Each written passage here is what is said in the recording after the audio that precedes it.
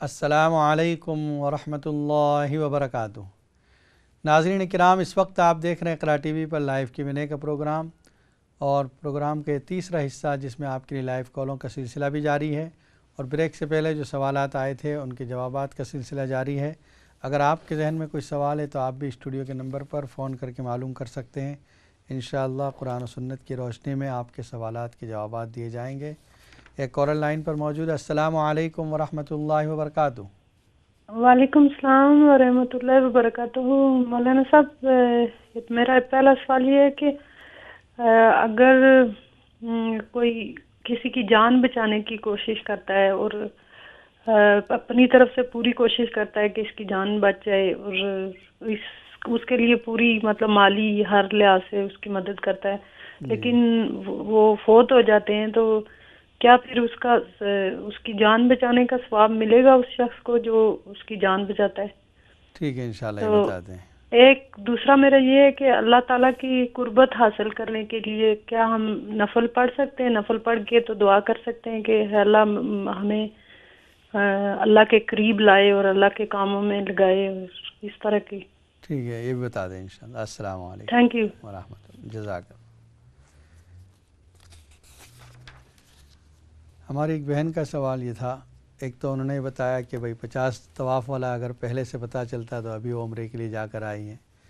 خیر، اللہ تعالیٰ آپ کو پھر لے جائے اور انشاءاللہ 50 کا عدد آپ پورا کر لیں گی۔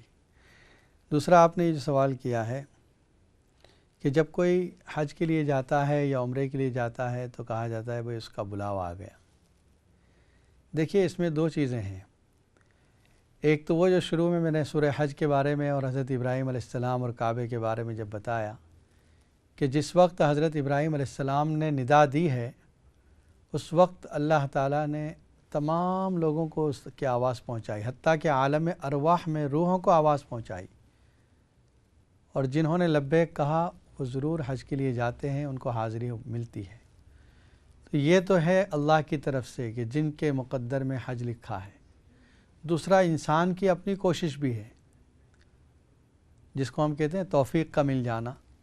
اکثر توفیق کا معنی یہ سمجھتے ہیں کہ اللہ تعالیٰ کی طرف سے کوئی فرشتہ آ کر ان کو لے کے چلا جائے۔ توفیق کے یہ معنی نہیں، توفیق کے معنی یہ ہیں کہ اسباب مہیا ہو گئے، آپ کو صحت حاصل ہے، آپ کے پاس اتنے 1000 پاؤنڈ جمع ہو چکے ہیں جس کی وجہ سے آپ حج کے لیے آسانی سے جا سکتے ہیں۔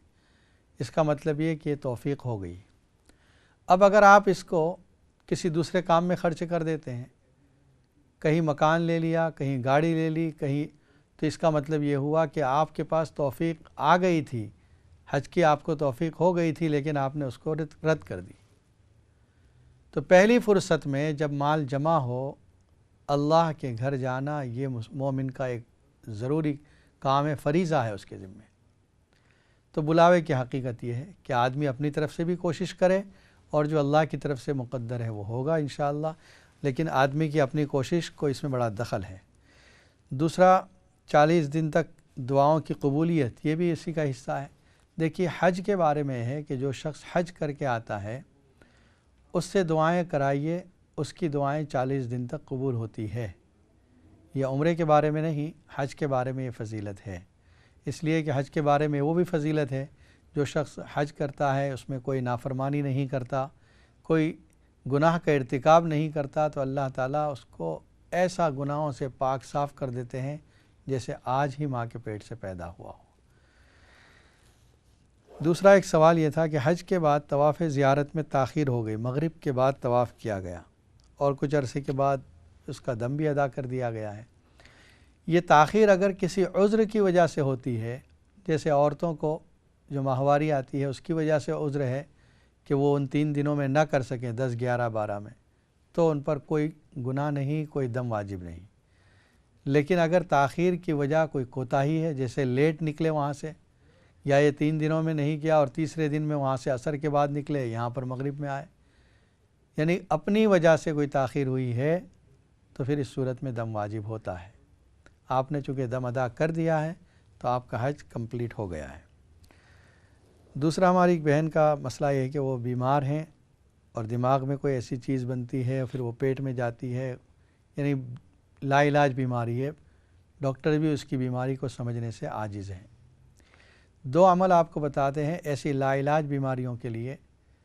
ایک تو سورہ انعام کی آیت نمبر 45 پارہ نمبر 7، سورت کا نام ہے الانعام۔ فَقُطِعَ دَابِرُ الْقَوْمِ الَّذِينَ ظَلَمُوا وَالْحَمْدُ لِلَّهِ رَبِّ الْعَالَمِينَ 100 ٹائمز روزانہ پڑھیں، شروع میں آخر میں 11 مرتبہ درود شریف پڑھیں۔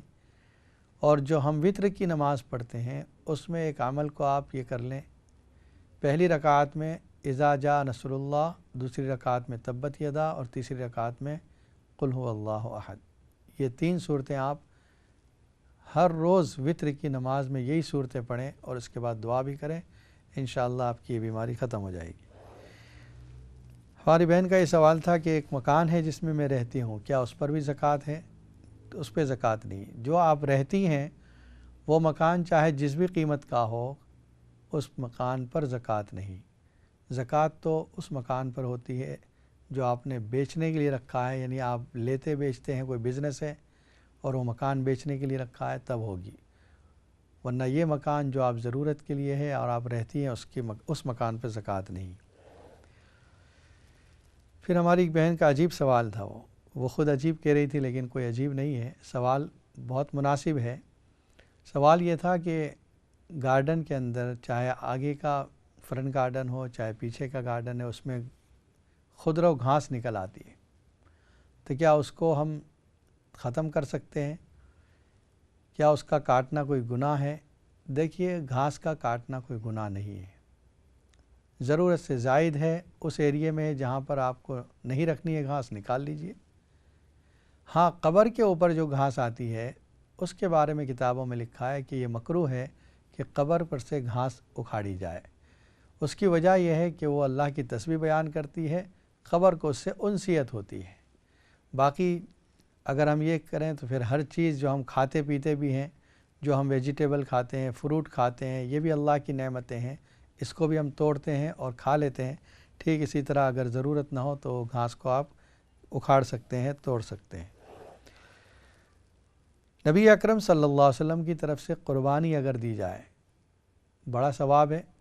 حضرت علی رضی اللہ تعالیٰ عنہ ہر سال کرتے تھے اور فرماتے تھے اوصانی خلیلی، میرے دوست میرے حبیب صلی اللہ علیہ وسلم نے مجھے وصیت کی تھی، اس وجہ سے میں ہر سال کرتا ہوں۔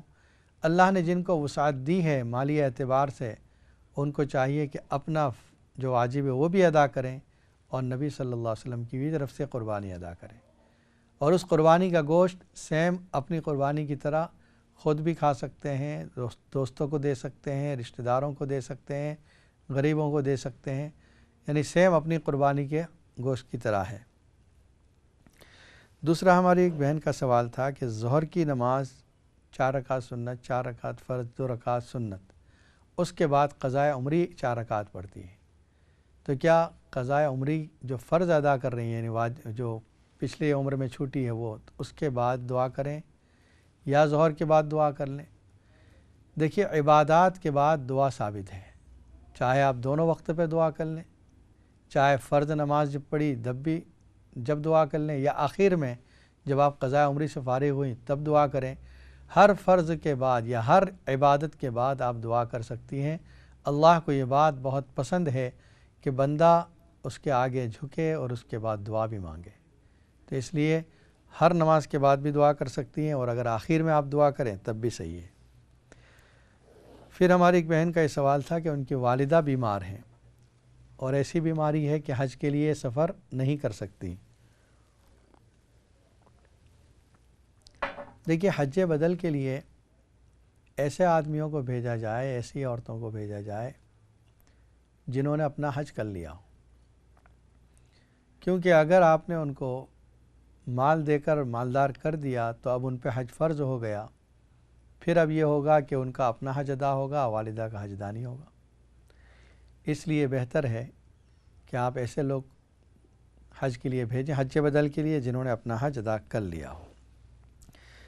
دوسرا ہمارے بھائی کا یہ سجیشن تھا کہ حج لوگ سیکھ کر جائیں۔ دیکھیے، بات تو برابر ہے، میں نے یہ بات شروع میں بھی کہی، اور یہ جو آپ کہہ رہے ہیں کہ بچھڑ جاتے ہیں طواف کے وقت، یہ تو بچھڑنا ہے، لیکن جو پرابلم جو آتے ہیں وہ یہ ہیں، وہ کہ جو ارکان ہیں منا، مزدلفہ، عرفات، یہ ترتیب کے ساتھ جو ارکان ہیں، جیسا کہ آگے ہماری بہن کا سوال ہے کہ ان کو فون کر دیا گیا آپ کی قربانی ہو گئی، حالانکہ اس وقت قربانی نہیں ہوئی تھی، یہ مسئلے کی لا علمی ہے۔ اگر ان کو اہتمام ہوتا تو کہتے ابھی تھوڑی دیر ٹھہر جاؤ، سب کی ایک ساتھ قربانی کی اطلاع دے دیں گے تو کسی کو شک بھی نہ رہے اور کسی پر دم بھی واجب نہ ہو۔ تو ذمہ داری میں یہ ہے کہ حج کے تمام ارکان وقت پر ہو، صحیح طور پر ہو، یہ تو آپ کر سکتے ہیں۔ بچھڑنے کا مسئلہ وہ کراؤڈ کی وجہ سے، بھیڑ کی وجہ سے ہوتا ہے۔ ایک کالر لائن پر موجود ہے۔ السلام علیکم ورحمۃ اللہ وبرکاتہ۔ وعلیکم السلام۔ جی جی میرا کوشچن یہ ہے، یہ بتائیے ایک مسلمانوں کا ایک جو انسان نماز نہیں پڑھتے ہیں ان کا کیا مسئلہ ہے، کیوں نہیں پڑھتے ہیں؟ اگر نہیں پڑھتے ہیں تو مجھے کچھ پڑھنے کے لیے ان کے لیے بتا دیں جو پڑھنے لگیں۔ ٹھیک ہے، بچے ہیں جو نماز نہیں پڑھتے ہیں۔ اللہ ٹھیک ہے، بتا دیں، آپ پروگرام دیکھتی رہیں۔ السلام بہت علیکم۔ بہت شکریہ، اللہ حافظ۔ اور ایک کالر لائن پر موجود ہیں۔ السلام علیکم ورحمۃ اللہ وبرکاتہ۔ وعلیکم السلام۔ مفتی صاحب مجھے 2 سوال پوچھنے تھے آپ سے۔ جی فرمائیے۔ ایک تو یہ کہ وطر کی یا کسی بھی فرض نماز کے بعد ہم جب اتحیات پڑھ لیتے ہیں تو اس کے بعد ہم دعا پڑھتے ہیں، جو جو دعائیں ہمیں یاد ہیں، تو یہ کیا پڑھنا صحیح ہے؟ اور پھر اس کے بعد سلام پھیرتے ہیں۔ ٹھیک ہے، بتا دیں۔ اور دوسرا سوال یہ تھا کہ جیسے کہ جو لوگوں نے حج نہیں کیا ہوا ہے اور ان کے وہ پاسٹ مطلب وہ ان کا انتقال ہو جاتا ہے تو ان کے بہاف پہ ان کے بچے ادا کر سکتے ہیں حج؟ ٹھیک ہے، یہ بتا دیں انشاءاللہ۔ شکریہ، السلام علیکم۔ وعلیکم السلام۔ نیکسٹ کال کی طرف چلتے ہیں۔ السلام علیکم ورحمۃ اللہ وبرکاتہ۔ وعلیکم السلام۔ مفتی صاحب پلیز میں لکھ رہی تھی لیکن میرے ذہن سے آپ جلدی سے بول گئے، کون سی سورۃ انعام کی کون سی آیت نمبر ہے؟ 45۔ اچھا 45۔ ٹھیک ہے، تو کتنی بار پڑھنی پلیز؟ 100 مرتبہ۔ 100 مرتبہ۔ تو پھر وتر میں سورت کون سی ہے؟ اذا جاء تبت یدا اور قل واللہ۔ اذا جاء تبت یدا اور قل واللہ۔ ٹھیک ہے، السلام علیکم۔ ٹھیک ہے۔ اور ایک کال لے لیتے ہیں۔ السلام علیکم ورحمۃ اللہ وبرکاتہ۔ آپ کی ٹی وی کی آواز بند کر دیں۔ جی فرمائیے۔ مفتی صاحب میری اہلیہ بھول گئی آپ سے پوچھنا ہاں کہ جس مکان میں وہ رہتی ہیں وہاں تو زکوٰۃ نہیں دینی ہے انہیں، جی، مگر ایک اور مکان ہے ان کے پاس اچھا، جو تجارتی نقطۂ نظر سے انہوں نے لیا ہے، مگر وہاں ان کا بیٹا رہ رہا ہے فی الحال، لیکن وہ اس پہ زکوٰۃ دینی پڑے گی؟ لیکن وہ مکان تجارتی مطلب وہ کرائے پر دیا ہوا ہے یا اپنا بیٹا ہی رہ رہا ہے؟ دیا تھا، ابھی نہیں دیا ہے، ابھی بیٹا وہاں رہ رہا ہے۔ اچھا ٹھیک ہے، انشاءاللہ بتاتے ہیں ابھی۔ بہت مہربانی آپ کی، اللہ حافظ۔ السلام علیکم۔ اور ایک کالر لائن پر موجود ہے۔ السلام علیکم ورحمۃ اللہ وبرکاتہ۔ وعلیکم السلام ورحمۃ اللہ وبرکاتہ۔ جی جی یہ سوال پوچھنا ہے کہ بدقسمتی سے کسی آدمی کا انتقال ہو گیا لیکن اس نے شادی کے بغیر کسی عورت سے بچے پیدا ہوئے ہیں تو وہ ان کو اس کی فیملی والے ان کے ساتھ کیا ان کی کیا پوزیشن ہوگی مطلب بچوں کی؟ جی ٹھیک ہے، انشاءاللہ بتاتے ہیں۔ السلام علیکم۔ جزاک اللہ۔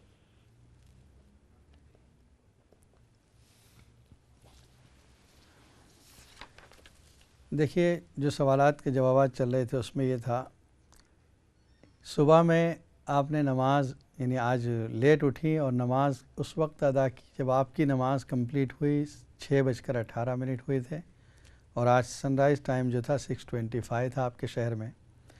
دیکھیے اس میں آپ کی نماز ادا ہو گئی کیونکہ سن رائز سے پہلے آپ کی نماز مکمل ہو چکی ہے۔ 6:20 تک بھی اگر آپ پڑھ لیتی تو آپ کی نماز ادا ہو جاتی۔ سن رائز سے پہلے آپ کی نماز کمپلیٹ ہو جانا چاہیے۔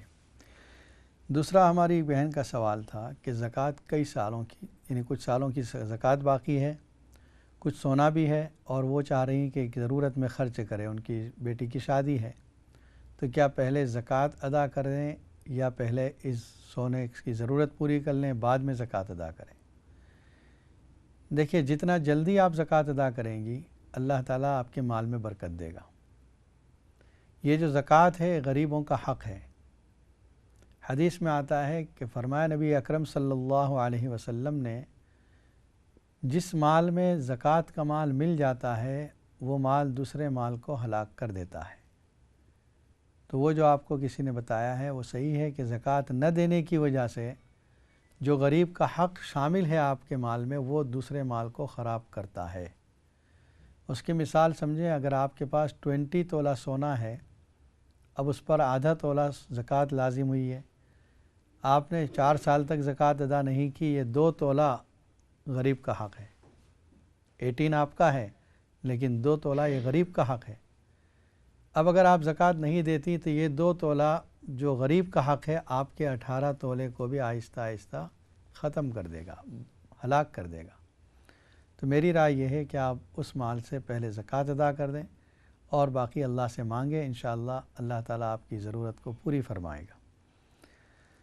دوسرا ہماری بہن کا سوال تھا کہ دم واجب ہوا تھا، یہ کس اعتبار سے کہہ رہی ہیں وہ کہ جس گروپ میں وہ گئی تھیں حج کے لیے، کسی نے بتا دیا کہ آپ کی طرف سے قربانی واجب ہو گئی، آپ احرام سے فارغ ہو جائیں، تو انہوں نے احرام سے فارغ ہو گئی۔ 10-15 منٹ کے بعد پھر بتایا گیا کہ اب آپ کی قربانی ادا ہوئی ہے، تو اس کا مطلب پہلے جو آپ نے بال کاٹ لیے وہ آپ نے ترتیب کے خلاف کیا، تو اس پر آپ کو دم واجب تھا۔ اگر آپ نے دم ادا کر دیا ہے اور جیسا کہ آپ نے بتایا کہ دم کے ادا کرنے کے پیسے وہاں دے دیے ہیں، تو پھر آپ شک نہ کریں، آپ کا حج ادا ہو چکا ہے۔ یعنی ترتیب ضروری ہے، اس کا خیال رکھیں۔ دوسرا ہماری ایک بہن کا یہ سوال تھا، کسی کی جان بچانے کی ہم نے پوری کوشش کی، جس قدر ہو سکا ہماری طرف سے ہم نے اس کی ہیلپ کی، شاید علاج میں آپ نے کہا ہو یا اس کے کھانے پلانے میں، جو بھی کسی طرح آپ نے کوشش کی لیکن وہ فوت ہو گیا۔ دیکھیے آپ کو جان بچانے کا تو ثواب ملا ہی، باقی وہ جو اس کا انتقال ہوا ہے وہ اپنے وقت پر مرا ہے، اس لیے یہ نہ سوچیں کہ ہم نے جو کچھ خرچ کیا وہ ضائع ہو گیا، بلکہ حدیث میں آتا ہے فی کل ذی کبد اجر، ہر جاندار میں اجر ہے، صرف انسان نہیں۔ بلی کو پانی پلا رہی ہیں آپ، کتے کو پانی پلا رہی ہیں، اس پر بھی اجر ہے۔ تو پھر یہ تو جاندار ہے، انسان ہے جس کو آپ نے مدد کی، ہیلپ کی، تو آپ کو آپ کا اجر ثابت ہو گیا، چاہے اس کی وقت پر موت واقع ہو گئی، وہ بچ نہ سکا، لیکن آپ نے پوری کوشش کی، آپ کو اس کا اجر و ثواب ملے گا۔ دوسرا ایک سوال یہ تھا کہ اللہ کی قربت حاصل کرنے کے لیے ہم کیا کریں؟ نفل پڑھیں، اس کے بعد دعائیں کریں۔ نبی اکرم صلی اللہ علیہ وسلم کے پاس ایک صحابی آئے اور کہا یا رسول اللہ صلی اللہ علیہ وسلم، جنت میں آپ کے ساتھ رہنا چاہتا ہوں، یعنی میری یہ تمنا ہے کہ جنت میں آپ کے ساتھ رہوں۔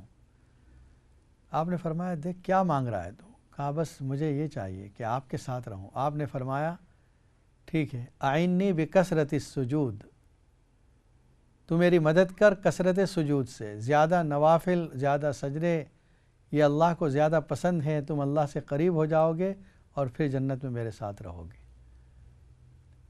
تو اس کا مطلب ہی یہ ہے کہ زیادہ نوافل سے اللہ تعالیٰ کے قریب ہوا جاتا ہے۔ رات میں خاص طور پر تہجد کے وقت میں اللہ سے مانگے اور نوافل کا اہتمام کریں۔ ہماری بہن کا یہ مسئلہ ہے کہ مسلمان بہت سے لوگ نماز نہیں پڑھتے، غالباً وہ اپنی اولاد کے بارے میں پوچھ رہی تھی۔ 2 عمل ہیں، ایک تو یہ کہ ہر کھانے پر آپ 11 مرتبہ اہدنا الصراط المستقیم پڑھ لیا کریں اور پھونک دیں ان پر، جس کو گھر کے سب افراد کھائیں، وہ بچے بھی کھائیں۔ اور آپ اپنی نمازوں کے بعد ربنا حب لنا من ازواجنا و ذریاتنا قرۃ اعین وجعلنا للمتقین اماما، سورہ فرقان پارہ نمبر 19 کے آخری رکوع میں یہ آیت ہے، اس کو آپ ہر دعا میں پڑھتی رہیں، انشاءاللہ اللہ تعالیٰ ان کو نمازی بنا دے گا۔ وطر کے بعد اتحیات کے بعد دعا پڑھتے رہتے ہیں، تو دعائیں جو ہیں وطر اور فرائض میں زیادہ لمبی نہ پڑھیں، اتحیات، درود شریف اور اللہم انی ظلمت نفسی یا کوئی ایک دعا پڑھ لیں، اس کے بعد سلام پھیر دیں۔ نفل نمازوں میں آپ جتنی چاہیں پھر دعائیں پڑھ سکتے ہیں، اتحیات، درود شریف کے بعد ایک سے زیادہ دعائیں بھی پڑھی جا سکتی ہے نوافل میں۔ دوسرا سوال یہ تھا کہ اگر کسی شخص نے حج نہیں کیا اور ان کا انتقال ہو گیا تو کیا ان کی طرف سے ان کی اولاد حج کرا سکتی ہے؟ تو اس کا جواب ہے کہ ہاں کرا سکتی ہے۔ اگر انہوں نے وصیت کی ہے تب تو لازم ہے کہ میرے مال میں سے میرے طرف سے حج بدل کرایا جائے، تب تو لازم ہو گیا۔ لیکن اگر وصیت نہیں کی ہے پھر بھی اولاد اپنی طرف سے کر دیتی ہے، چاہے سب مل کر چاہے اکیلا کوئی، تو ان کی طرف سے حج ادا ہو جائے گا انشاءاللہ۔ پھر وہ ہماری بہن جس نے مکان کے بارے میں زکوٰۃ کا مسئلہ پوچھا تھا، ہمارے بھائی نے بتایا کہ ان کا ایک اور مکان بھی ہے، یعنی جس مکان میں وہ رہتی ہیں وہ، اور اس کے علاوہ ایک دوسرا مکان ہے جس میں ابھی بیٹا رہ رہا ہے، پہلے کرائے پر دیا ہوا تھا۔ اگر اس طرح کا کوئی مکان ہے جو آپ کی ضرورت سے زیادہ ہے لیکن آپ کا بیٹا رہ رہا ہے تو یہ ضرورت ہی میں شامل ہے۔ اگر کرائے پر دیا ہوا ہے تو اس کرائے کی آمدنی پر زکوٰۃ ہے، اس گھر کی ویلیو پر زکوٰۃ نہیں ہوگی۔ مثلا اگر اس کا کرایہ آ رہا ہے سال کا 10,000 پاؤنڈ، تو اس 10,000 پاؤنڈ پر اگر آپ کے پاس وہ بچت میں رہتا ہے تو زکوٰۃ ہوگی، ورنہ اگر وہ بھی خرچ ہوتا جا رہا ہے، جیسے آ رہا ہے خرچ ہو رہا ہے، تو پھر اس پہ بھی زکوٰۃ نہیں ہوتی۔ پھر ایک سوال آیا کہ اگر کسی شخص نے کسی عورت سے بغیر اس طرح تعلق قائم کر لیا جو اسلام میں حلال نہیں تھا اور اس سے بچے بھی پیدا ہوئے، اب اس آدمی کا انتقال ہو گیا ہے۔ دیکھیے، بغیر نکاح کے جو اولاد ہوتی ہے وہ ناجائز اولاد کہتے ہیں، حرامی اولاد ہے، اس سے مرد کا کوئی تعلق نہیں ہوتا، نہ اس کے مال میں وارث بن سکتے ہیں، نہ ان بچوں کو اس کا نام دیا جائے گا۔ حدیث میں آتا ہے الولد للفراش وللعاہر الحجر، بچہ تو اس کا ہوتا ہے جس کی بیوی ہو، جس کا نکاح ہو، زانی کے لیے تو پتھر ہے۔ پتھر ہے کا مطلب ان کی سزا پتھر ہے، یا یہ کہ پتھر کے برابر ہے ان کی اولاد۔ اس لیے ان لوگوں کے ساتھ یعنی ان کو وارث نہ بنایا جائے۔ باقی جہاں تک ان کے ساتھ تعلق رکھنے کا مسئلہ ہے، اگر وہ ایمان پر قائم ہیں تو آپ ان کو ایک اجنبی کی طرح ٹریٹ کر سکتے ہیں، ان کے آپ کے ساتھ ان کی کوئی رشتہ داری قائم نہیں رہ سکتی۔ اللہم صلی علی سیدنا محمد وعلی آل سیدنا محمد وبارک وسلم۔ اللہم لک الحمد کلہ ولک الشکر کلہ علانیتہ وسرہ۔ اللہم لک الحمد حمدا دائما مع دوامک ولک الحمد حمدا خالدا مع خلودک۔ اللہم صلی علی محمد بعدد کل من صلی وصام۔ اللہم صلی علی محمد کلما ذکرہ الذاکرون وکلما غفل عن ذکرہ الغافلون۔ اللہم صلی علی محمد بعدد من قعد وقام۔ اللہم صلی علی محمد کما تحب وترضى عدد ما تحب وترضى۔ اے اللہ ہمارے گناہوں کو معاف فرما، خطاؤں سے درگزر فرما، ہم میں جو بیمار ہوں ان سب کو شفا کاملہ عاجلہ عطا فرما۔ اے اللہ جن کو لا علاج بیماریاں ہیں، اے اللہ ان کو بھی شفا کاملہ عاجلہ عطا فرما۔ اے اللہ ہمارے جو رشتہ دار بیمار ہیں ان سب کو شفا کاملہ عاجلہ عطا فرما۔ اے اللہ ہمارے جن رشتہ داروں کا انتقال ہو چکا ان کی مغفرت فرما، ان کے درجات کو بلند فرما۔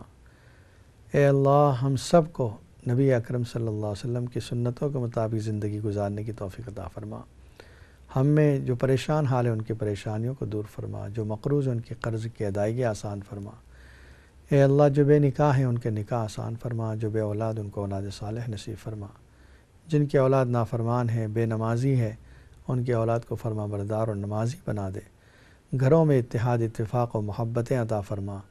ہر شوہر کے دل میں بیوی کی محبت اور ہر بیوی کے دل میں شوہر کی محبت عطا فرما۔ ہر شوہر کو بیوی کا حق ادا کرنے کی اور ہر بیوی کو شوہر کا حق ادا کرنے کی توفیق عطا فرما۔ ہر ماں باپ کا اولاد کا اور ہر اولاد کو ماں باپ کا حق ادا کرنے کی توفیق عطا فرما۔ دشمنوں کی دشمنی، حاسدوں کے حسد، بری نظر والوں کی بری نظر اور کینہ پروروں کے کینے سے، جادو کے اثرات، عصبی اثرات سے ہماری حفاظت فرما۔ نبی اکرم صلی اللہ علیہ وسلم کی سنتوں سے، صحابہ کرام سے ہمیں محبت نصیب فرما۔ پوری دنیا کے مسلمانوں کی جان و مال، عزت و آبرو، دکان و مکان کی حفاظت فرما۔ حرمین شریفین اور مسجد اقصیٰ کی حفاظت فرما۔ اے اللہ اس ملک میں مسلمانوں کے لیے حفاظت کا انتظام فرما، ہر قسم کے شر سے ان کی حفاظت فرما۔ جو سیاسی اضطراب چل رہا ہے اس کو مسلمانوں کے حق میں خیر کا ذریعہ بنا۔ اے اللہ استحکام عطا فرما۔ نبی اکرم صلی اللہ علیہ وسلم نے جتنی خیر کی دعائیں مانگی ہمارے حق میں مقدر فرما، جتنے شرور سے پناہ چاہیے ہماری اس سے حفاظت فرما۔ جن لوگوں نے دعاؤں کے لیے کہا ہے، لکھا ہے یا ہم سے توقع کر رہے ہیں، ان کی جائز مقاصد میں کامیابی عطا فرما۔ سبحان ربک رب العزت عما یصفون وسلام علی المرسلین والحمد للہ رب العالمین برحمتک یا ارحم الراحمین السلام علیکم ورحمۃ اللہ وبرکاتہ.